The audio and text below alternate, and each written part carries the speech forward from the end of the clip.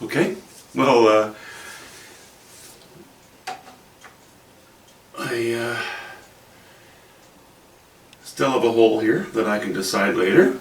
I decided to jump down here because I was quite sure of my decisions in this area.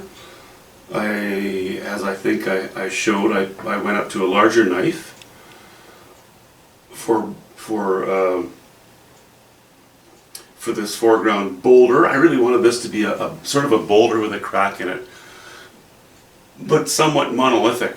And we're warming up a little bit here, a little bit cooler as we get off to the edge and below these trees.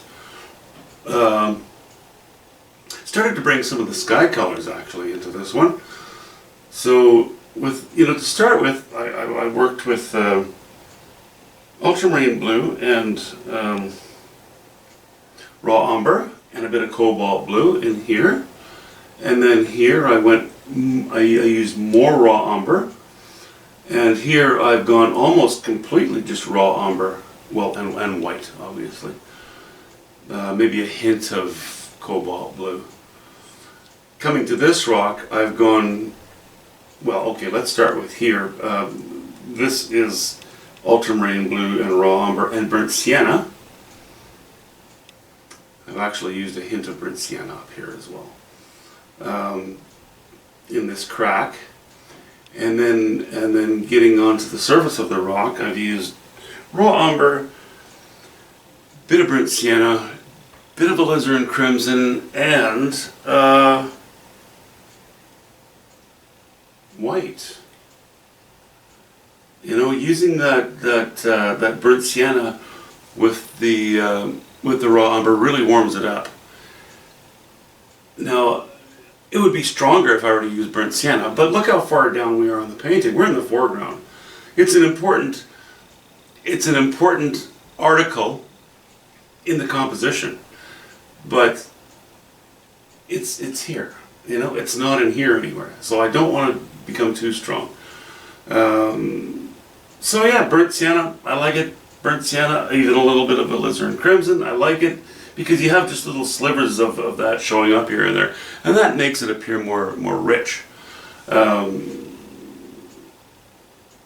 Without sort of going overboard. Anyway, that's what we have. I thought I would just put that in there. It's funny, I use this knife. Well, I use this knife and I use this knife. But bold strokes.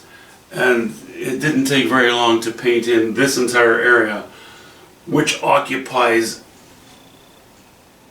the same number of square inches, more or less, as this whole area does. But of course, this requires more attention to detail, and frankly, it was scarier. And you use smaller strokes because it's in the distance, So anyway, I like to use a bigger knife here, be more bold. That's coming along. I don't know if I'm going to go into the trees yet next. I may just work my way over to over into the background along here. When I was it the previous video or the one before that, I quickly laid in a bunch of trunks, sort of loosely feeling out where I thought they would be. Mainly. I just wanted to have a constant reminder of the fact that I was going to have a bunch of vertical forms, which in this case help to join foreground to middle distance to the background. Some will stay, some will move, not worried about it, because when I do that, I'm still washing in. I'm using very little pigment. I was just using pretty much just raw umber and white, titanium white, and a lot of terps or a lot of paint thinner. So I'm not putting texture on the painting. I'm just sort of giving myself aids as I work through various solutions. I see. I haven't gotten to comments yet today. I've been pretty busy with other stuff. I may not until tomorrow, but I saw one of the comments from you guys was that my whole painting journey is just a long, is strictly just finding solutions to problems. That's how it is with me. That's how I see paintings too. It's, you know, you have this idea, and you're inspired to do something, and you want to lay something on canvas. And very quickly after you start, you begin to think, okay, how am I going to manage this?